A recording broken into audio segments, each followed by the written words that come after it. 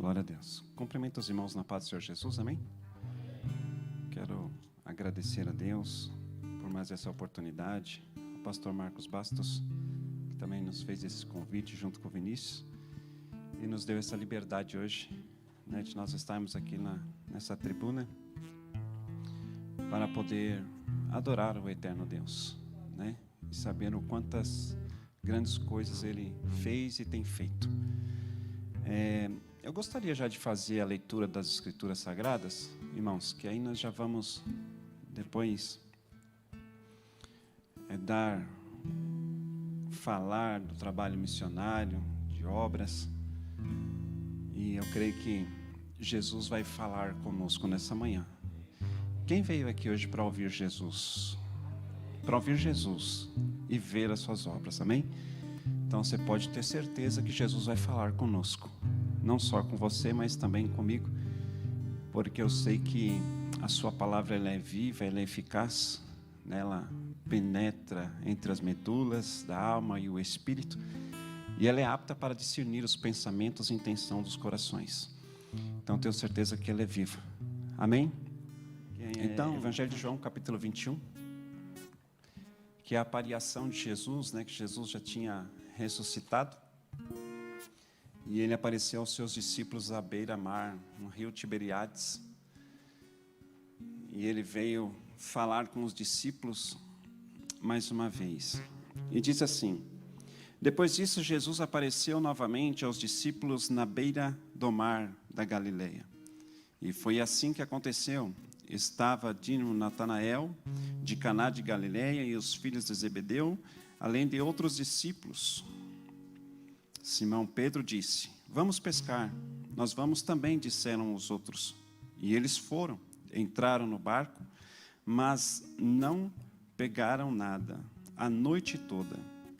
Ao amanhecer, Jesus estava na praia, mas os discípulos não podiam perceber quem era. E ele perguntou: filhos, pegaram muito peixe? Não, responderam.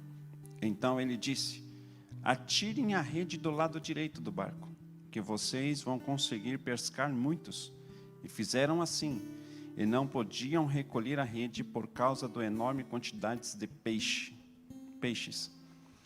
Então o discípulo a quem Jesus amava disse a Pedro: é o Senhor.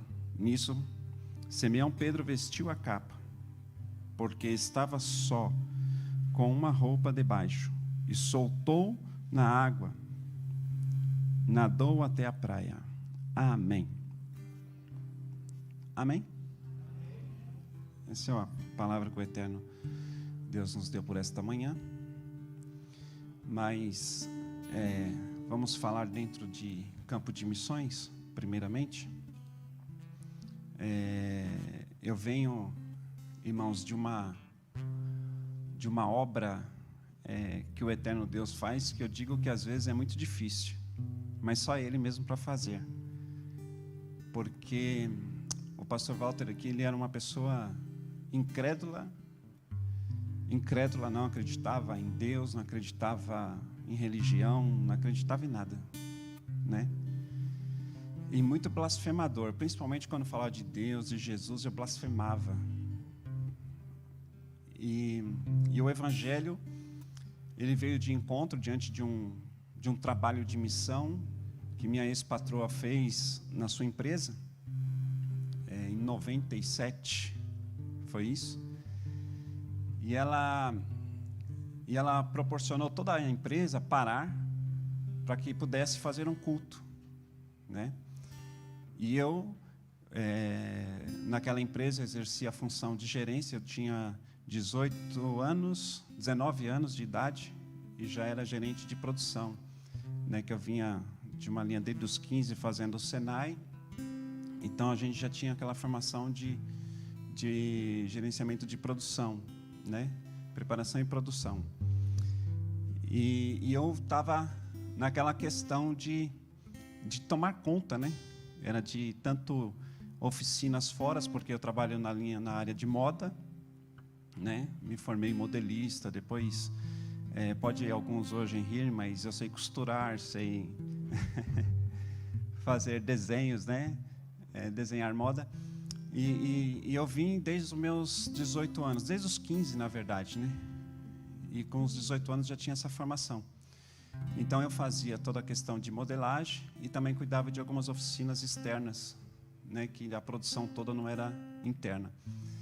E ela resolveu parar a empresa para a gente poder fazer um culto. E ela falou: Walter, para todos os funcionários, vai vir um pastor missionário hoje aqui na empresa e nós vamos fazer um culto aqui. Eu falei assim: olha, sinto muito, mas eu não participo. Ela falou: por quê? Eu falei: porque eu não gosto disso, não gosto de crente, não gosto de Deus, não gosto de nada. E saí falando, blasfemando mesmo. E ela falou assim: tudo bem, então você fica na sua sala aí, mas eu preciso que você convide todos os funcionários. Tinha 22 funcionários, aí convidei os funcionários, né? E fui para a minha sala. E quando aquele pastor chegou, ele muito alegre, porque pastor missionário às vezes são muito extrovertidos, alegre. E ele chegou dizendo assim: vamos para o culto. E falou assim: mas tem uma pessoa nessa sala aí, ele não vai também participar? Aí ela falou assim: não, acho que ele vai depois, mas vamos lá.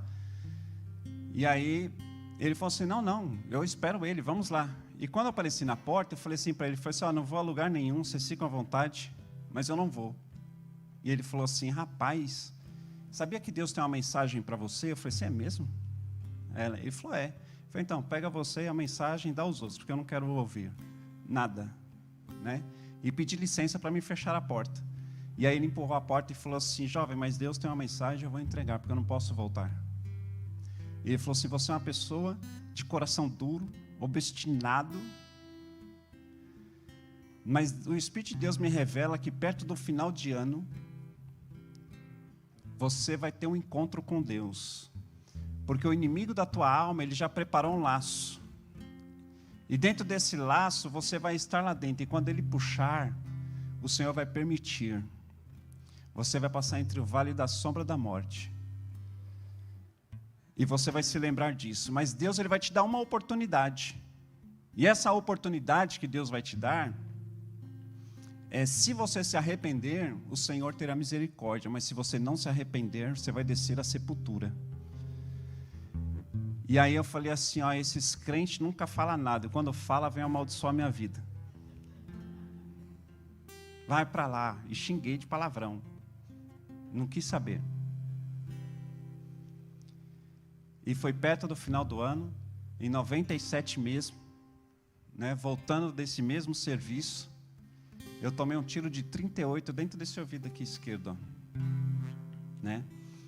Porque eu era certinho, trabalhava das 8 às 6, mas depois das 8 às 6, irmãos, misericórdia. Chegava no bairro de Guaianazes, era só Deus, né? Fazia as correrias, fechamento de biqueira, abastecimento de biqueira, corria valores, era só Deus. E aí eu tive essa surpresa, né? De tomar um tiro de 38 dentro desse ouvido, a queima-roupa, o rapaz colocou um revólver dentro assim, deu pau. E depois deu mais dois, uma distância como daqui nesse púlpito aqui, e errou, não, porque Deus não permitiu. Fui para o hospital, e quando eu cheguei no hospital, que estava lá entre a morte e a vida, o Espírito Santo se apresentou a mim. Porque eu escutei uma voz dizendo assim: você se lembra disso? E a imagem assim apareceu na minha frente, assim, daquele missionário pregando para mim. Chegou o momento de você se arrepender. O que você vai fazer? E naquele momento de pensamento, o médico chegou e disse assim: ó, temos que transferir urgentemente para a UTI, porque está dando hemorragia interna, o pulmão do lado esquerdo já está detonado. E temos que transferir. E aí o Espírito de Deus novamente disse: o que você vai fazer? E ao mesmo momento, irmãos, do meu lado esquerdo da maca que eu estava, abriu-se um buraco enorme, escuro. E eu falei assim: se é que existe o inferno, eu acho que é para lá que eu vou. Porque eu não fiz nada, isso veio na minha mente, irmãos, na hora. Eu não fiz nada para merecer, ou falar com Deus agora, se é que Deus também existe. porque eu não tenho nada para apresentar, que eu fiz alguma coisa boa. Não tem. Sabe o que é você procurar na tua mente, no teu coração, você não encontrar? Mas aí eu falei assim, mas se é que o Senhor Deus existe, eu preciso de uma oportunidade. E essa oportunidade é só o Senhor quem pode me dar. E eu não estou te pedindo aqui, Senhor, essa oportunidade do Senhor me dar, para mim dizer que eu fiz alguma coisa boa. Mas eu preciso fazer tudo o oposto do que eu fiz até agora. E no mesmo momento aquele buraco fechou. E aí eu fui transferido para a UTI. E quando eu cheguei na UTI, o médico correndo, dizendo, junto com a junta médica, cadê o paciente que chegou com lesão aqui de arma de fogo? E eu falei, estou aqui. Ele falou assim, você ainda fala? Eu falei, falo. Ele falou assim, então, tira a roupa e nos ajude. Aí, porque a UTI tem que ficar nu. Tirei minha camisa, consegui tirar. E ali eu fiquei 4 dias em coma, sem ver nada. Né? E quando eu voltei, naquele momento, voltando, tinha uma tia minha que estava fazendo a visita na UTI. E quando eu voltei, ela me disse assim, que eu voltei dizendo assim, chama esse homem de branco, chama esse doutor aí para mim, chama esse médico aí, chama esse homem de branco que está saindo aí para mim, chama ele. E minha tia correu do hospital, dentro da sala, gritando os médicos, dizendo assim, ó, ele voltou, mas eu acho que ele está louco da cabeça, porque ele está sozinho, está mandando chamar o médico, e o homem de branco estava saindo da sala. Mas aquele homem de branco era Jesus, que veio me trazer vida em meio ao vale de morte. Jesus ainda traz vida em meio ao vale de morte. E saí daquele hospital fazendo o tratamento, porque deu paralisia facial, esse meu lado esquerdo, ele ficou paralisado, pingava colírio de 2 em 2 horas dentro do olho e passava uma pomadinha para adormecer quando fosse à noite para dormir. E esse foi um processo de 1 ano e pouco, eu fiquei dessa forma. O tímpano do ouvido, às vezes nós para limpar com cotonete, é um risco grande que às vezes pode estourar. E Deus foi tão misericordioso que nem o tímpano estourou. O projeto, antes de chegar no tímpano, ele subiu, houve-se um desvio, subiu e abraçou o osso que segura o maxilar aqui em cima. E aí a gente vê o poder e o milagre de Deus. Deus fez esse milagre. E 1 ano, depois que eu saí desse hospital, fazendo o tratamento, bateu-se a rebeldia. Fiquei 1 ano ainda na rebeldia com Deus, querendo matar, voltar para fazer vingança. E Deus, aonde eu ia, usava irmãos, missionários. Se eu fosse na feira livre, Deus falava assim, moço, jovem, Deus tem uma obra na tua vida. O Senhor vai te colocar diante de muitas pessoas para você falar do nome dEle. Ia para a feira livre, no açougue, aonde eu andava. Eu cheguei um dia em casa e falei para minha esposa assim, eu estou com medo de andar na rua. Ela falou, por quê? Eu falei assim, onde eu vou tem um irmão ou crente que fala que Deus tem obra na minha vida. Não aguento mais ouvir isso. E ela falou assim, você não aguenta mais? Então cumpre o que você falou com Deus, porque depois eu já tinha falado isso para ela. E eu falei assim, não, eu não quero ser crente não. Não quero ser crente. E continuei na rebeldia, 1 ano na rebeldia. E foi quando, um certo dia, eu falei assim, não aguento mais essa vida. Vou me entregar. Vou procurar uma igreja desses crentes doidos, né? E vou entrar lá dentro e vou ficar lá dentro, porque eu preciso me envolver com pessoas diferentes, ouvir assuntos diferentes, me relacionar com pessoas diferentes. Eu preciso ir para lá. E fui para a igreja. Quando eu cheguei na igreja, irmão, sabe o que é você falar mentira, viver mentira, andar na mentira, e depois você se deparar num culto, sentado no banco, e a ministração daquela noite foi sobre a multiplicação dos pães e dos peixes, e o pregador com muita eloquência, pregando essa maravilha que Jesus operou. E quando ele disse assim, olha irmãos, com 3 pães e 2 peixes, Jesus fez um milagre que 25 mil pessoas comeram daqueles alimentos. Eu falei assim, peraí, eu falo mentira, mas esse cara ganha de mim. O dia que eu vi verdade, eu falava que era mentira. Eu falei assim, olha, eu falo mentira, mas como que a igreja cheia, tinha mais de 100 pessoas no culto, e eu falei, como que ele não tem vergonha de falar isso diante de tantas pessoas? E aí ele continuou com aquela eloquência, pregando o evangelho, falando do amor de Deus. E aí ele falou assim, olha irmãos, isso que ainda não contou-se nem às mulheres e crianças. E eu falei assim, meu Deus, ainda ele insiste em mentir. Eu falei, eu vou levantar daqui e vou embora. Como que pode? Eu fiquei assim, irmãos, atordoado. E aí a mensagem ainda continuou. E ele falando assim, olha, e depois voltaram com 12 cestos cheios de pães e peixes que sobraram, sobejaram. Eu falei assim, não, eu preciso olhar a minha esposa, preciso ir embora, não dá para ficar ouvindo isso. Eu estou tentando ouvir alguma coisa, mas como? Ouvir tanta mentira assim? Para um incrédulo, irmão, era muito difícil isso. Ouvir verdade, quando só se vivia mentira, só se vivia engano. E quando se ouve verdade, pensa que é mentira. Mas Deus, nessa manhã aqui, o Senhor está dizendo que tem pessoas que estão tão desenganadas, que andam próximo de você, que o Senhor vai dar sinais grandes e maravilhosos próximo de você, que o Senhor está dizendo assim, que pessoas vão ficar olhando e vendo ações de Deus na sua vida. Você crê nisso? E aconteceu isso. E aí vim para a igreja, me converti. E 5 anos sem lá, vim aqui em Guaianazes, porque os meninos ainda estavam vivos, aquela correria toda ainda estava acontecendo, de drogadição no bairro, aquela ameaça, né, de aquele mata-mata que ainda existia. E aí o Senhor me chama e num culto aqui em Itaquera,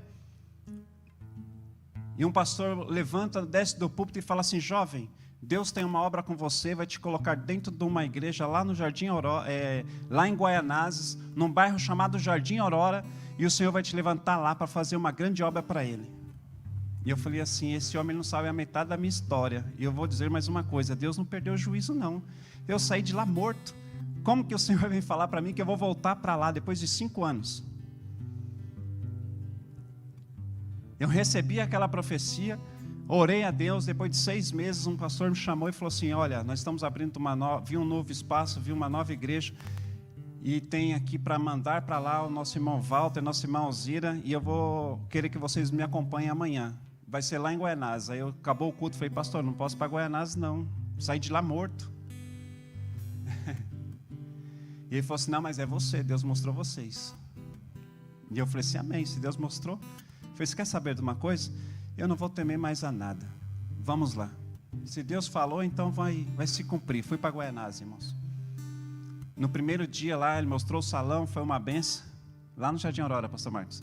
Mostrou o salão, foi uma benção. Aí ele falou assim, olha, o primeiro culto vai ser domingo, mas nós temos que sair para fazer... É o culto ar livre, tem que sair para fazer missão de casa em casa. Eu falei, misericórdia, agora andar no bairro, a pé ainda. Porque não dá para andar de carro. E quando eu catei a Bíblia, os folhetinhos, irmão, misericórdia, você não sabe o que é travar. Mas mesmo assim entregava, eu fui entregando. No primeiro dia, Deus deu a graça que eu não encontrei ninguém. Segundo domingo, não encontramos ninguém. E quando a igreja começou, foi uma bênção, os cultos, ganhando almas. Passou uns 3 meses de igreja, dirigindo já. Fechando a igreja, para uma moto, e o rapaz fala assim, é você que está aí? Ah, não, essa igreja ainda vão encher de chumbo ela, e se não for agora? Aí quando eu olhei assim, eu falei, meu Deus. E o rapaz desceu da moto, quando eu olhei uma viatura vinha subindo, eu falei, Deus, manda os teus anjos. E eles subiram na moto e foram embora. Minha esposa falou assim, eu não venho mais para cá não quero morrer não. Aí eu falei assim, bom, agora eu já morri uma vez, se eu morrer agora eu já sei para onde eu vou. E muitas ameaças, irmãos. Paramos umas 2, 3 vezes, os rapazes puxar o revólver e falar que ia nos matar, mesmo nós sendo cristãos. E depois, passando-se isso, a igreja cresceu, foi uma bênção. O Senhor me usou num culto, eu não sabia quem era. E eu falei para uma moça que estava no culto. E falei assim, olha, tem alguém pelo Espírito de Deus, falei assim, olha, tem alguém da sua família que está preso. E o Senhor vai tirar lá da cadeia. Você pode contar os dias. E acabou aquele culto, a moça chegou no púlpito e falou assim, pastor Walter, deixa eu falar um negócio para o senhor. É impossível meu irmão sair, meu sobrinho sair da cadeia. É impossível. Eu falei, por quê? Ele falou assim, é porque matou polícia e aí vai se renovando, não sai nunca. Mas o senhor falou aí para mim contar os dias. E eu falei assim, eu falei pelo Espírito de Deus. Quem mandou falar que se responsabiliza, não sou eu. Se ele for para você contar os dias, conta os dias. E deu 8 dias, irmãos. Eu soube no bairro que o rapaz que me deu o tiro tinha saído. E era sobrinho daquela mulher que ela foi contar na igreja ainda. E eu falei, meu Deus, agora ficou mais estreito ainda. E aí ele saiu da cadeia, mandou um aviso lá, dizendo, fala para o Walter aí, que meu apelido era outro. Fala para ele aí que morreu o assunto, está tranquilo. Nós não vamos mexer mais não, que ele está na igreja, continua na igreja. Mas à noite o Espírito de Deus me deu uma revelação dizendo assim, você ministrará a minha palavra de salvação a essa pessoa. E deu o nome. E eu falei, meu Deus, mas ele quer me matar, como que eu vou falar do teu amor? Se eu for com a Bíblia, ele vem com 38, uma 765, né? Hoje é uma .40, mas na época era uma 765. E aí eu falei, Senhor, não dá. Como que vai ser isso? E ele falou assim, covarde, você vai pregar e falar dentro de tempo, fora de tempo. Eu tenho preparado pessoas para você pregar e falar naquela igreja. Agora você vai ter que falar para pessoas que não querem ouvir, pessoas que vêm contra você, porque assim fizeram com o mestre. E eu falei, misericórdia, Senhor, não dá para mim. E ele falou assim, por isso que eu falei covarde. Isso numa visão o Senhor falou no sonho. Mas você prega e fala para ele, porque se você não falar, requererei o sangue dele das tuas mãos. E digo mais, no dia tal ele vai ter um assalto em Ferraz e Vasconcelos, tal hora, e você vai ter que falar antes dessa data, porque se ele for, ele vai descer a sepultura. E eu falei assim, meu Deus, então me põe ele na minha frente, que agora eu falo. E eu saindo num domingo de manhã para abrir o culto, dei de frente com ele. Quando ele me viu, sabe o que aconteceu, irmão? Ele saiu correndo. E eu falei assim, Senhor, como que eu vou falar, sendo que agora ele sai correndo? Eu preciso dele aqui. E dobrei o joelho na igreja, abri a igreja, dobrei o joelho e falei assim, não entendi nada, o Senhor me chama de covarde e ele que corre. Aí o Senhor falou assim, lá no livro de Eclesiastes capítulo 7, fala assim, Deuteronômio 28, fala assim, se o teu inimigo vier contra ti por um caminho, por 7 fugirão diante de ti. Ele está com maldade no coração, fiz ele correr hoje. E eu falei, amém. Na segunda vez eu encontrei com ele de novo, ele olhou e saiu correndo. Eu falei, desse jeito não dá. Mas o Senhor é o Deus que prepara todas as coisas. E quando chegou no outro domingo, dei de cara com ele. E eu falei, rapaz, eu preciso falar com você e Deus tem algo para você. Ele falou, o que que é? E a esposa dele saiu de lado assim. Ele falou, pode falar. Eu falei assim, não, calma aí. Você estava dentro de uma cadeia, o Espírito de Deus te libertou de lá. Aí Deus desceu a revelação e falou profundo. Você estava com um dia tal marcado para morrer, o pessoal te bateu dentro da cadeia, ele estalou os olhos assim, pastor, e falou assim, como que ele sabe disso? E chamava a esposa dele para ouvir aquilo. E o Senhor abriu as portas da cadeia e tirou você de lá e trouxe você para fora. E você está aqui porque o Senhor quer te dar uma oportunidade de salvação. E aí ele falou assim, mas como que é isso? Como que você sabe dessas coisas? Eu falei assim, eu não sei, quem sabe é Deus. E tem mais uma coisa, no dia tal você tem um assalto em Ferraz e Vasconcelos para você ir. Quando eu falei isso, irmão, o negão abriu os olhos assim, pastor.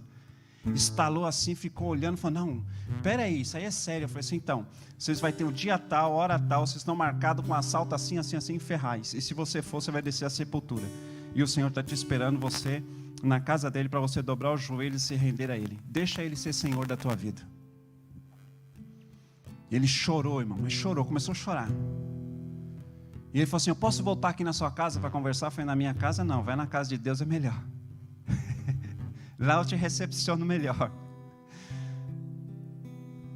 E ele não foi, mas ele espalhou isso no bairro. E quando eu passei no bairro, irmão, de manhã, que eles tinham virado nessas baladas, tinha uns 4, 5, dobraram o joelho assim no meio da rua, levantaram as mãos e falou assim: irmão, pastor, ora aqui por nós não aguentamos mais essa vida, eu preciso ser transformado como você.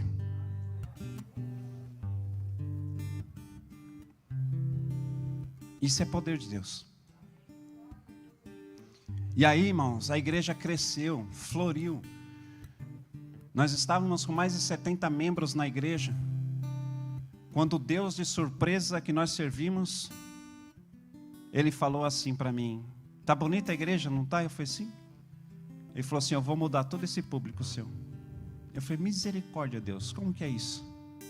Ele falou assim: eu vou mudar. Se prepara que eu vou mudar. Um período de 8 meses. Começou, irmãos, que mudou de lugar e achou uma igreja mais próxima. Outras que receberam visitas de outros pastores, achou melhor congregar em outras igrejas. E foi esvaziando a igreja. E eu falei assim, meu Deus, a igreja estava tão bonita, onde que está o errado? Eu errei, Senhor, eu pequei, porque a gente às vezes esquece o que Deus fala. E fui buscar, e fui jejuar, E quando chegou a igreja, está com 25 membros, ficou.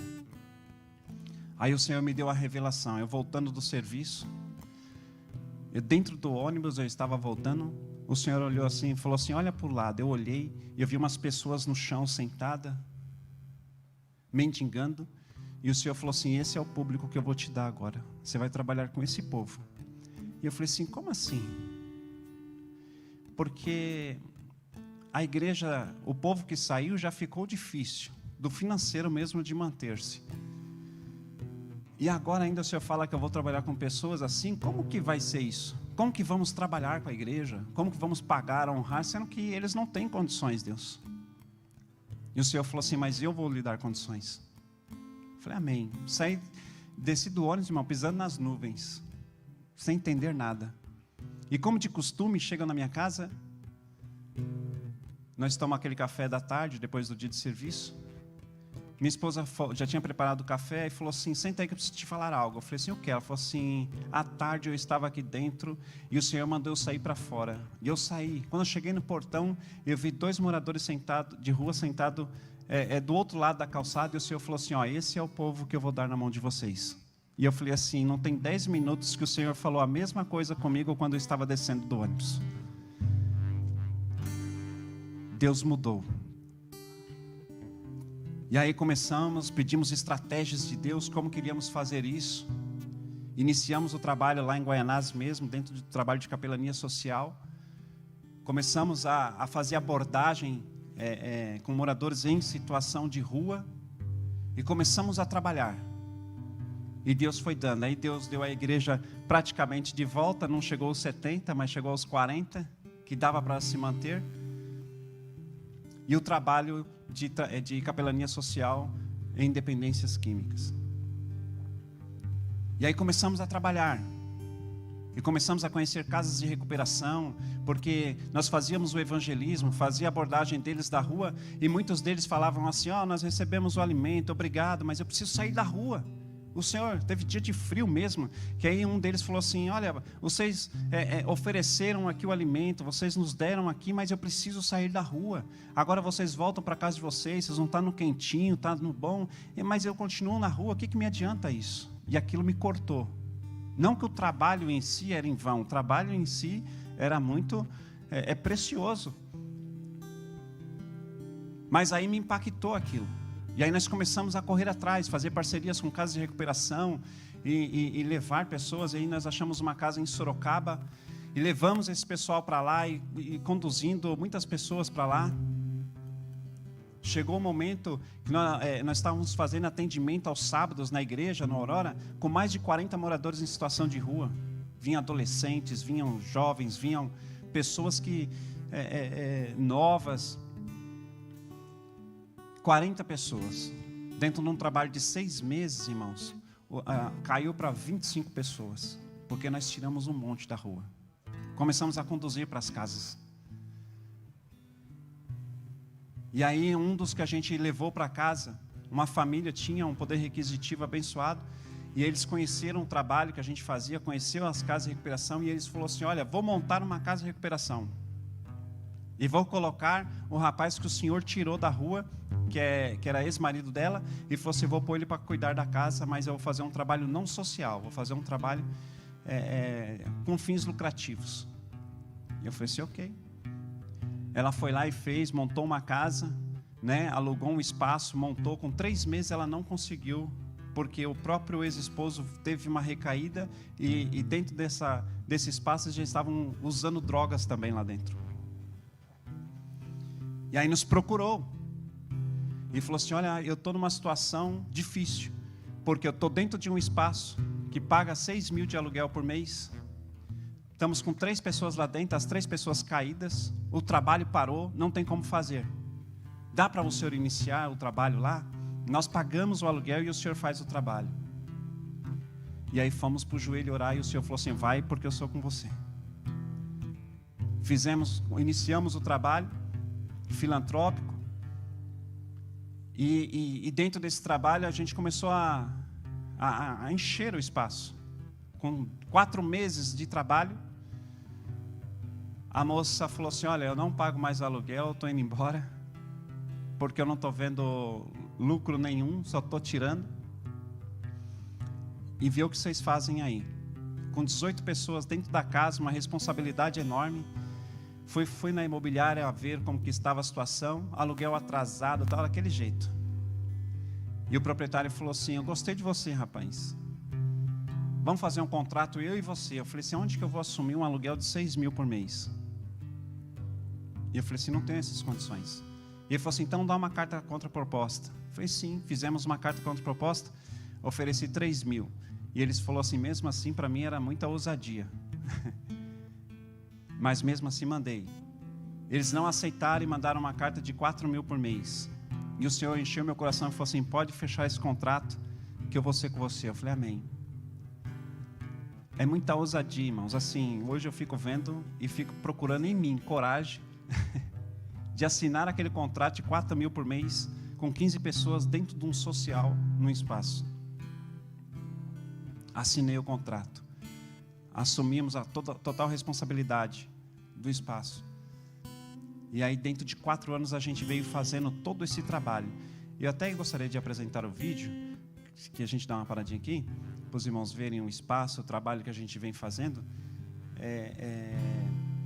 E todo esse momento de 4 anos que a gente vem trabalhando dentro desse momento que Deus nos proporcionou, que Deus nos chamou.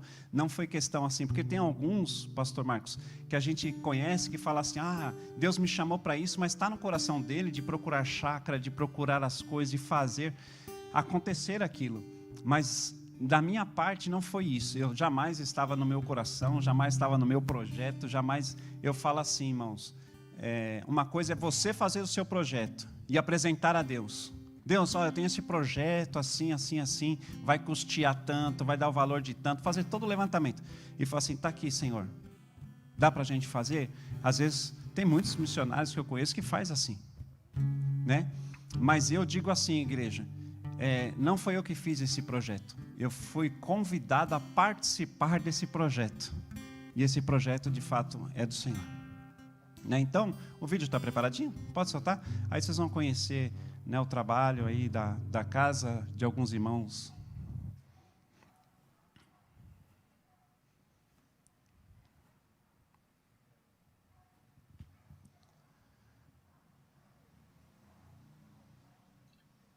A Associação Beneficente Amanhecer ABA apresenta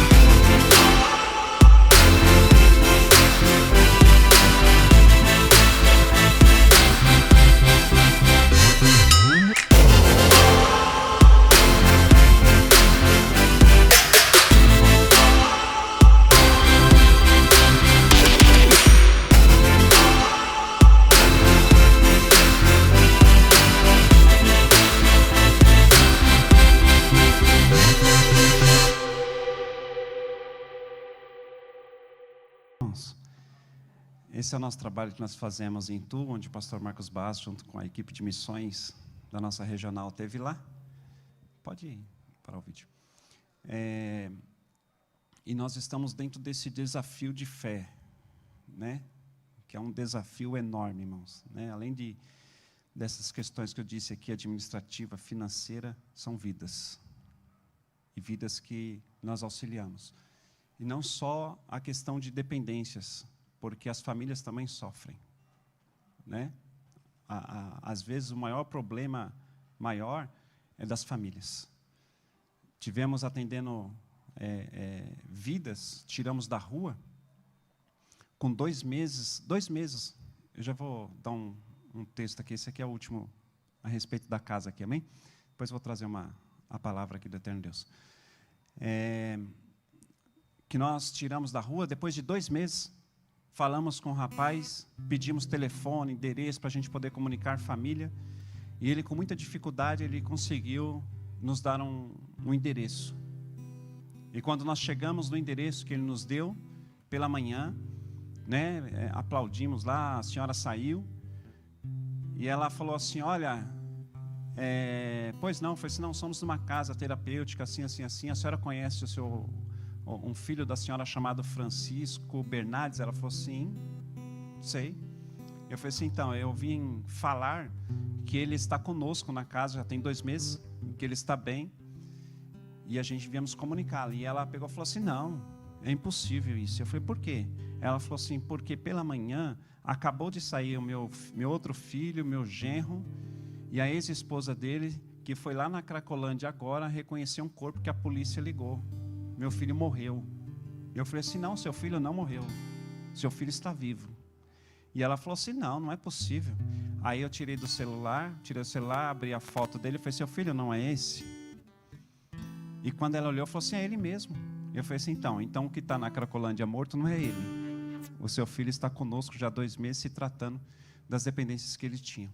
E a mulher caiu de joelho no chão assim, levantou as mãos e começou a chorar e agradecer a Deus. Chamou o esposo dela, que também o pai, já tinha essa informação que o filho estava morto na cidade, e nós chegamos também com a informação que ele estava vivo aos nossos cuidados.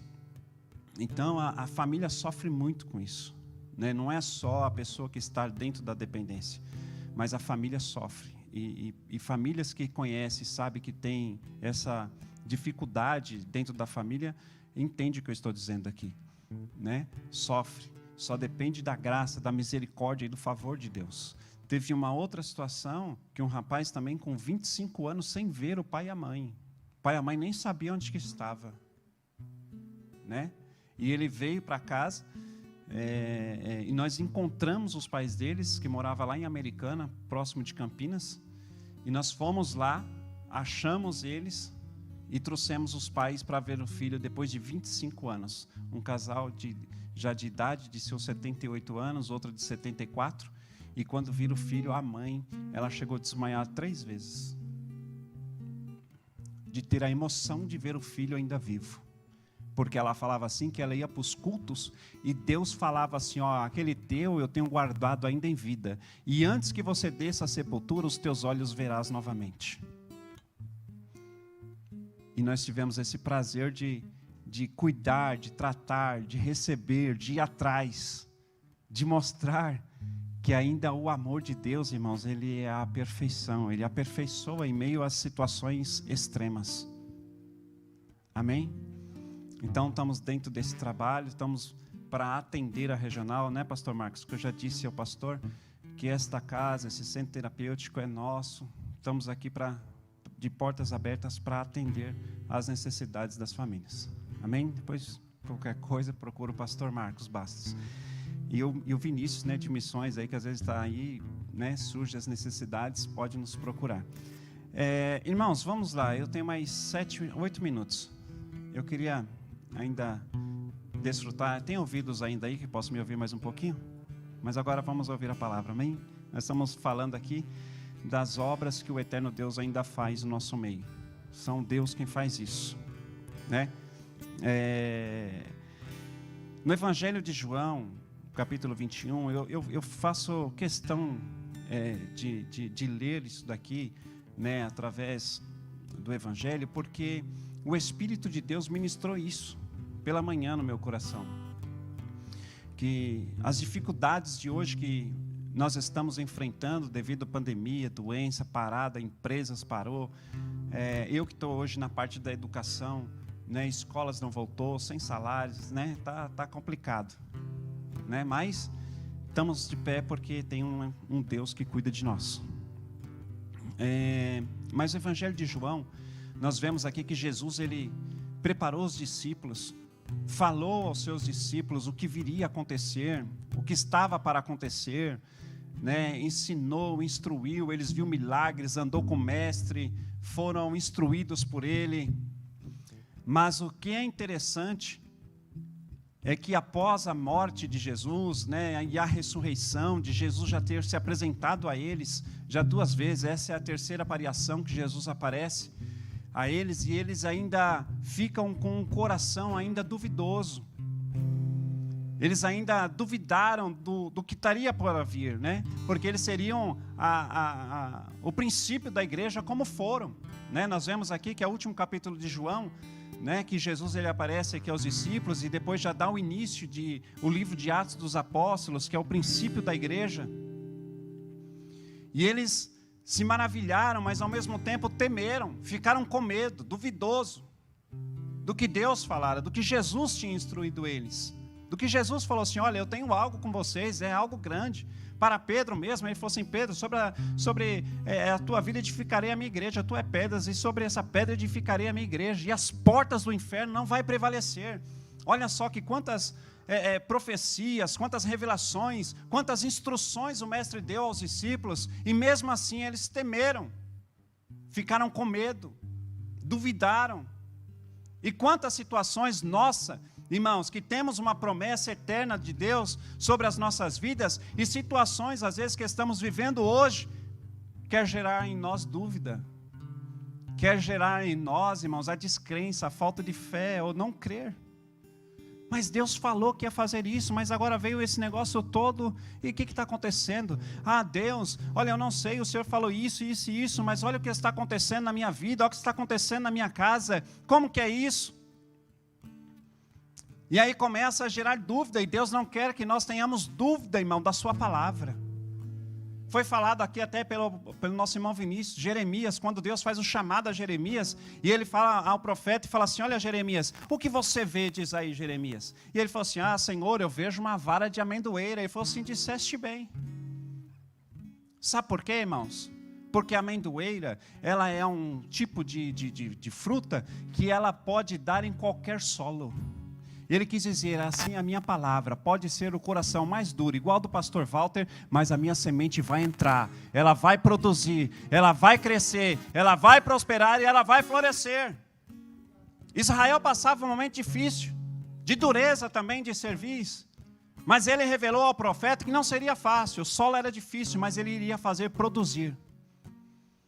Momento seu pode ser difícil, mas levanta a sua mão direita assim, já pode receber, porque nessa manhã o Senhor vai descer uma unção aqui sobre nós, irmãos, e vai descer sobre a minha vida e a tua vida uma unção de prosperar, no meio dessa dificuldade, no meio da luta, no meio do choro, no meio de você olhar para um lado e para o outro e falar: Senhor, não tem como, mas o Senhor está dizendo: quem te prometeu? A palavra é minha. Poderia o Senhor mentir?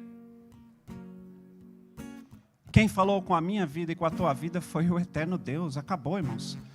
O vento vai passar, a escassez vai passar, a necessidade vai passar. Mas eu e você precisamos continuar crendo, olhando para Ele, mesmo as situações adversas. Olhar para Ele e falar assim: eu creio. Salmos 46 fala, ainda, o salmista, né, ele salmodiou, louvando ao Senhor, disse: ainda que as águas rujam, ainda que os montes se transportem, ainda que as águas se embraveçam, mas ele disse: mas todavia, eu confio, eu louvo ao Senhor. Questão de crer, questão de confiar. Os discípulos aqui estavam vivendo um momento e falaram assim: eu não estou vendo o mestre, o professor que estava conosco não estar mais, como será isso? E tudo que se surge de novidade em nós, irmãos, em nossas vidas, em nosso cotidiano, que sai do nosso natural, meu Deus do céu, é uma dificuldade para nós encarar, de se adaptar. Mas a fé tem que ser a mesma. É isso que o Espírito de Deus está dizendo aqui para nós nessa manhã. A minha fé e a tua fé tem que ser a mesma. Os discípulos aqui, eles estavam vivendo esse momento de falar assim, como vamos fazer? Aí Pedro falou, quer saber de uma coisa? Vou voltar às minhas atividades normais. Vou voltar a fazer o que eu fazia antes. Vou voltar a pescar. E Jesus já tinha tirado ele da pesca. Já tinha dado um novo norte para ele. E ele falou, não, vou voltar. E aí os outros olham e falam, quer saber de uma coisa? Eu vou com você também. Não precisa mudar nada, irmãos.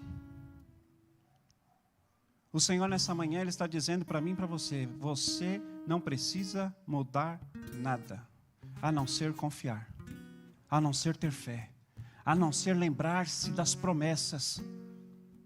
É o que te traz esperança. Os discípulos fizeram isso. E aí eles voltaram a pescar, foram lá a noite inteira, pescando. Em algumas traduções diz que Jesus estava à praia com o fogo aceso, assando o peixe, com alimento sobre as brasas. E aí ele vê os discípulos próximo da praia e perguntam, vocês pescaram a noite toda? Ou melhor, ele pergunta, o que vocês apanharam, traga aqui para nós cear, para nós comermos, para nós nos alegrarmos. E eles disseram, Senhor, nós não pegamos nada. E Jesus então, ele fala assim, lance a rede do lado direito e achareis.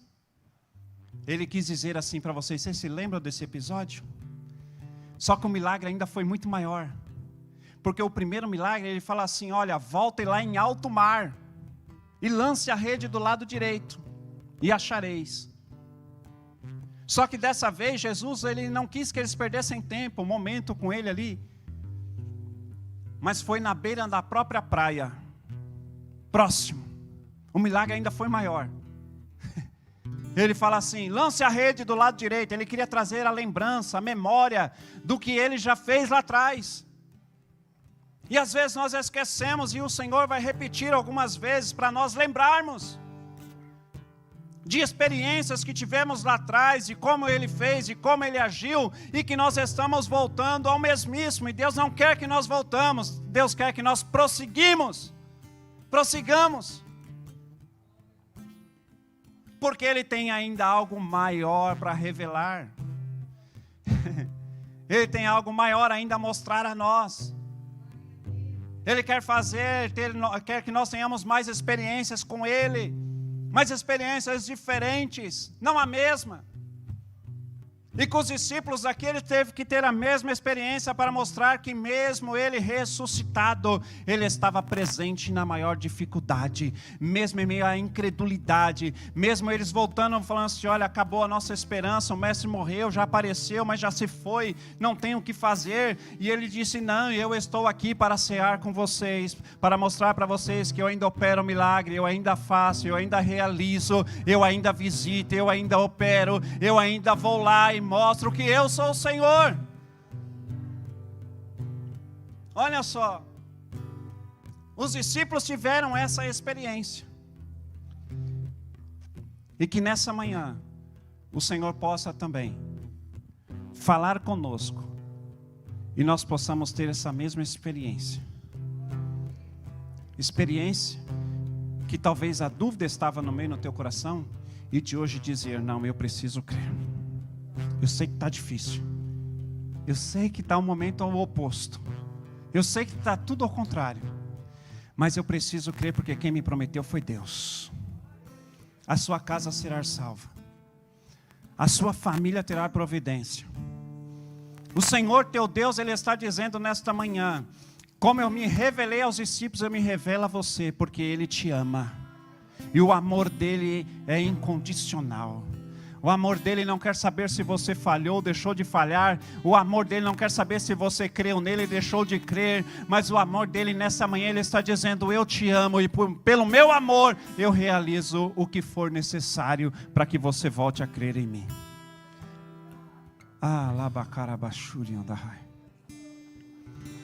O teu Deus nessa manhã tem milagre para mim e para a tua vida. Receba isso em nome de Jesus. Pode aplaudir o Senhor, devolve o microfone, que foi o horário me excedido.